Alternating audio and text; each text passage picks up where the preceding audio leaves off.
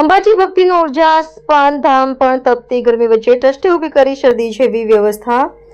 Ambaji 22 April Sajan Thakor અખંડ શ્રદ્ધાનું પ્રતીક અને ગુજરાતના મહત્વના શક્તિપીઠ અંબાજી ખાતે જ્યારે ઉનાળાની ગરમી તાણ ફેંકી રહી છે ત્યારે મંદિર ટ્રસ્ટે ભક્તોની સેવા માટે ધોધમાર તૈયારી કરી રહી છે। તપતું તાપમાન અને ઘાસલા જેવી ગરમી વચ્ચે જ્યારે શરીર તડપી ઉઠે ત્યારે અંબાજી મંદિરમાં ઠંડા પાણીના ટાંકા, છાસની છાંવ, વોટર સ્પ્રિંકલ ફુવારા અને એર કુલરની ઠારક વ્યવસ્થા એક આશ્વાસન સમાન બની રહી છે। જિલ્લા કલેક્ટર મીર પટેલના માર્ગદર્શન હેઠળ મંદિર ટ્રસ્ટે ચાચર ચોકથી માંડીને મંદિરના મુખ્ય પ્રવેશદ્વાર સુધી વિશાળ મંડપ ઊભા કર્યા છે, જ્યાં યાત્રાળુઓ આરામથી બેસી શકે છે, પવિત્ર દર્શન માટે રાહ જોઈ શકે છે। ઠંડા પાણીના ટાંકા પલભર માટે તરસે તણાઈ ગયેલા મુખ પર શાંતિ લાવે છે, તો છાસના ઘૂંટ યાત્રાનો થાક ઉતારે છે। ઉદયપુરથી આવેલા ભક્ત સિદ્ધાર્થ જોશી ભાવ વિભોરથી કહે છે કે અહીંયા આવીને લાગ્યું કે માત્ર માતાજી નહીં પરંતુ તંત્ર પણ ભક્તની દર્દીને જાણે છે। તેમજ નડિયાદના રાયપુર ગામથી આવેલા શોભનાબેન પટેલ પણ ઉમેરે છે કે મંદિર ટ્રસ્ટે જે રીતે આરામદાયક વાતાવરણ ઊભું કર્યું છે તે પ્રશંસાને પાત્ર છે। ગરમીમાં માતાજીનું દર્શન કરવા આવવું હવે અઘરું લાગતું નથી। અંબાજી મંદિર દરરોજ હજારો શ્રદ્ધાળુઓના પગલાથી ધૂળ ધૂળે છે। આવી ભીડ અને ગરમી વચ્ચે તંત્ર અને ટ્રસ્ટના પ્રયત્નો ભક્તોની સાથે સેવાભાવી ભાવનાને પણ ઉજાગર કરે છે। સૌને જય અંબે। અત્યારે ઉનાળામાં ખાસ કરીને હીટ વેવની અસર દેખાઈ રહી છે, ત્યારે અંબાજી મંદિરે આવતા કોઈપણ માઈ ભક્તોને, શ્રદ્ધાળુઓને હીટ વેવની જે અસર છે એ નિવારી શકાય એના માટે મંદિર ટ્રસ્ટ દ્વારા વિશેષ વ્યવસ્થા કરવામાં આવી છે। સમગ્ર મંદિર પરિસર છે એમાં મંડપની વ્યવસ્થા કરવામાં આવી છે। આ ઉપરાંત 8 કરતાં વધારે જગ્યાએ ઠંડા પાણી મળી શકે તે માટે વોટર કુલર, સમગ્ર જે દર્શન પથ છે તેમાં વિશેષ એર કુલરની વ્યવસ્થા પણ કરવામાં આવી છે।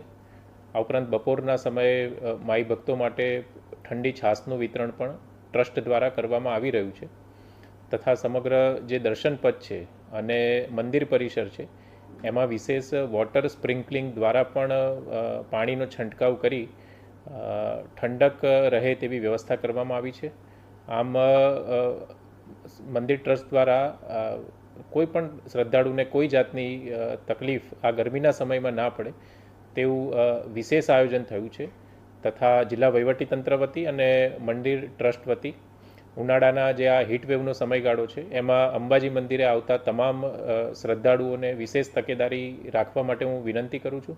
ખાસ કરીને ગરમી તથા તડકામાં લાંબો સમય ઊભા ના રહીએ, છાંયડામાં ઊભા રહીએ, વારંવાર પાણી પીએ અને જો મંદિરમાં કોઈપણ જાતની મુશ્કેલી જણાય તો ત્યાંના જે સ્થાનિક તંત્ર છે તેનો અથવા मेडिकल टीम नो संपर्क करिए। धन्यवाद। जय अम्बे।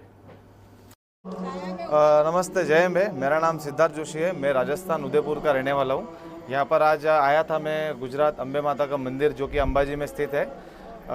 मैं, मेरे भाई वगैरह सब हम लोग यहाँ पे दर्शन के लिए आए थे।